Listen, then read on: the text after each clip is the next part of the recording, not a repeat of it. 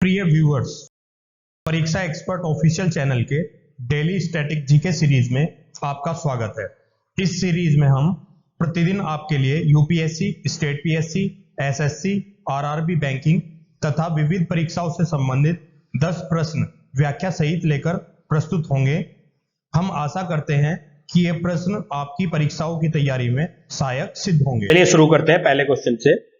चलित न्यायालय की अवधारणा आई है। ऑप्शन ए न्यायमूर्ति भगवती से, ऑप्शन बी श्रीमती प्रतिभा पाटिल से, option C doctor APJ Abdul Kalam से, ऑप्शन डी अटल बिहारी वाजपेयी से। इसका सही आंसर है option C doctor APJ Abdul Kalam से। एक्सप्लेनेशन देख लेते हैं। भारत में चलित न्यायालय की अवधारणा सर्वप्रथम भूतपूर्व राष्ट्रपति एपीजे अब्दुल कलाम ने दी थी। 4 अगस्त 2007 को देश की पहली चलित अदालत का उद्घाटन मेवात जिले में हुआ था। नेक्स्ट क्वेश्चन देख लेते हैं। भारतीय संविधान के किस भाग में केंद्रीय राज्य विधायी संबंध दिए गए हैं? ऑप्शन ए भाग 10 में, ऑप्शन बी भाग 11 में, ऑप्शन सी भाग 12 में, ऑप्शन डी भाग 13 में।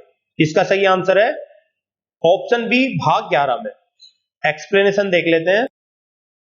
संविधान के भाग 11 में अनुच्छेद 245 से 255 तक केंद्र और राज्यों के विधायी संबंध के प्रावधान उल्लेखित है।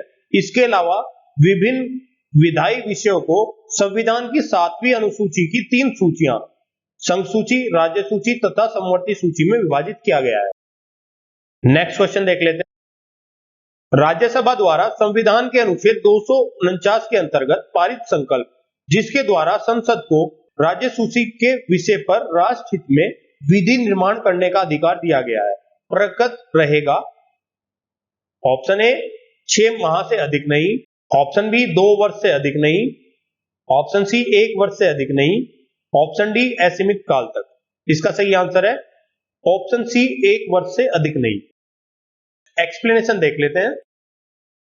संविधान के अनुच्छेद 249 के तहत राज्यसभा यह घोषणा कर दे कि राष्ट्रहित में यह आवश्यक है कि संसद को वस्तु एवं सेवा कर के संबंध में कानून बनाने में सक्षम हो जाएगी। इस तरह के किसी प्रस्ताव को उपस्थित सदस्यों में 2/3 का समर्थन मिलना चाहिए। यह प्रस्ताव 1 वर्ष तक प्रभावी रहेगा।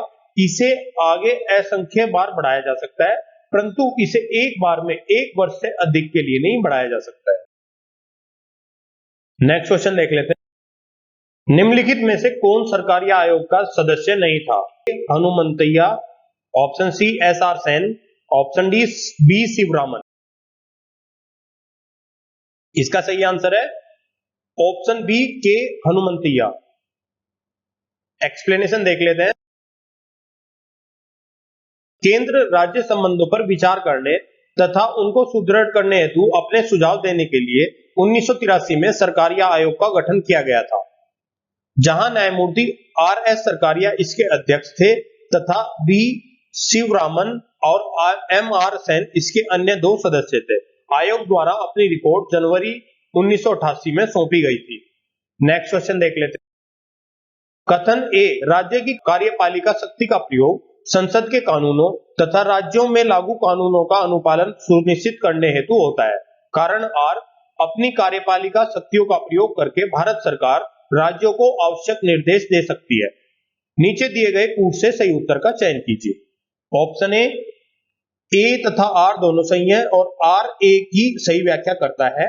ऑप्शन बी ए तथा आर दोनों सही है और आर ए की सही व्याख्या नहीं करता है।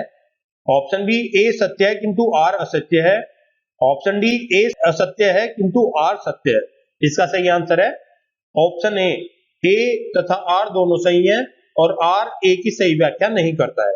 एक्सप्लेनेशन देख लेते हैं। संविधान का अनुच्छेद 257 स्पष्ट करता है कि प्रत्येक राज्य की कार्यकारी शक्ति को इस प्रकार उपयोग किया जा सकता है। नंबर 1, संसद द्वारा निर्मित किसी विधान का अनुसरण सुनिश्चित करना तथा राज्यों से संबंधित कोई वर्तमान विधान। नंबर 2, राज्य में केंद्र की कार्यपालिका शक्ति को बाधित या इसके संबंध में पूर्वाग्रह न रखना। वहीं केंद्र की कार्यकारी शक्तियां इस सीमा तक विस्तृत है कि वे अप्रत्यक्ष रूप से राज्यों को यह निर्देश देती हैं कि केंद्र का कानून उनके कानून से ज्यादा मान्य होगा। केंद्र के निर्देश प्रकृति में बाध्यकारी होंगे, अतः स्पष्ट है कथन एवं कारण दोनों सही है तथा कारण कथन की सही व्याख्या है। नेक्स्ट क्वेश्चन देख लें। आपातकाल की घोषणा को स्वीकृति हेतु संसद के समक्ष रखा जाना आवश्यक है। ऑप्शन ए 1 माह के अंदर, ऑप्शन बी 2 माह के अंदर, ऑप्शन सी 6 माह के अंदर, ऑप्शन डी 1 वर्ष के अंदर। इसका सही आंसर है ऑप्शन ए 1 माह के अंदर। एक्सप्लेनेशन देख लेते हैं। संसद के दोनों सदनों द्वारा आपातकाल की उद्घोषणा जारी होने के 1 माह के भीतर अनुमानित होनी आवश्यक है। प्रारंभ में संसद द्वारा अनुमोदन के लिए दी गई समय सीमा 2 माह थी, परंतु 1978 के 44वें संशोधन अधिनियम द्वारा इसे घटा दिया गया। आपातकाल उद्घोषणा को या उसे जारी रखने का अनुमोदन करने वाले संकल्पों को संसद के प्रत्येक सदन द्वारा उस सदन की कुल सदस्य संख्या के बहुमत तथा उस सदन के उपस्थित तथा मत देने वाले सदस्यों के कम से कम 2/3 बहुमत द्वारा पारित करना होगा। नेक्स्ट क्वेश्चन देख लेते हैं। निम्नलिखित में से किन अनुच्छेदों को राष्ट्रीय आपातकाल के दौरान निलंबित नहीं किया जा सकता है? ऑप्शन ए अनुच्छेद 14 तथा 15, ऑप्शन बी अनुच्छेद 19 तथा 20, ऑप्शन सी अनुच्छेद 21 तथा 22, ऑप्शन डी अनुच्छेद 20 तथा 21। इसका सही आंसर है ऑप्शन डी अनुच्छेद 20 तथा 21। एक्सप्लेनेशन देख लेते हैं। अनुच्छेद 358 तथा 359 राष्ट्रीय आपातकाल में मूल अधिकार पर प्रभाव का वर्णन करते हैं। अनुच्छेद 358 अनुच्छेद 19 द्वारा दिए गए मूल अधिकारों के निलंबन से संबंधित है, जबकि अनुच्छेद 359 अन्य मूल अधिकारों के निलंबन से संबंधित है। नेक्स्ट क्वेश्चन देख लेते हैं। निम्नलिखित में से कौन सी तारीख को भारत के राष्ट्रपति ने अपनी शक्तियों का प्रयोग करते हुए उद्घोषणा द्वारा यह घोषणा की कि गंभीर आपात विद्यमान है, जिसके कारण आंतरिक अशांति से भारत की सुरक्षा को गंभीर खतरा है? ऑप्शन ए 26 अक्टूबर 1962, ऑप्शन बी 3 दिसंबर 1971, ऑप्शन सी 25 जून 1975, ऑप्शन डी 25 जून 1975। इसका सही आंसर है ऑप्शन सी 25 जून 1975। एक्सप्लेनेशन देख लेते हैं।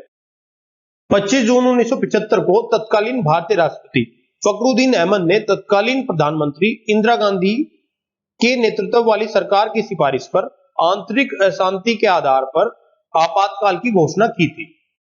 नेक्स्ट क्वेश्चन देख लेते हैं। किसके द्वारा कहा गया था कि राष्ट्रपति का आपातकालीन अधिकार संविधान के साथ धोखा है? Option A K M Munshi, option B B R Ambedkar, option C K N Nambiar, option D Hridaynath Kunzru. इसका सही आंसर है option C K N Nambiar. Explanation देख लेते हैं। के एम नाम्बियार ने संविधान में उल्लेखित राज्यों में राष्ट्रपति शासन संबंधी प्रावधान का विरोध करते हुए कहा था कि राष्ट्रपति का आपातकालीन अधिकार संविधान के साथ धोखा है। नेक्स्ट क्वेश्चन देख लेते हैं। केंद्र तथा राज्यों के बीच वित्त बंटवारा निम्नलिखित में से किसकी संस्तुतियों के आधार पर होता है? ऑप्शन ए नीति आयोग के, ऑप्शन बी लोक लेखा समिति के, ऑप्शन सी वित्त आयोग के, ऑप्शन डी राष्ट्रीय विकास परिषद के। इसका सही आंसर है ऑप्शन सी वित्त आयोग के। एक्सप्लेनेशन देख लेते हैं। वित्त आयोग भारत के राष्ट्रपति को निम्नलिखित मामलों पर सिफारिशें करता है। एक, संघ और राज्यों के बीच करों के शुद्ध आगमों का वितरण और राज्यों के बीच ऐसे आगमों का आवंटन।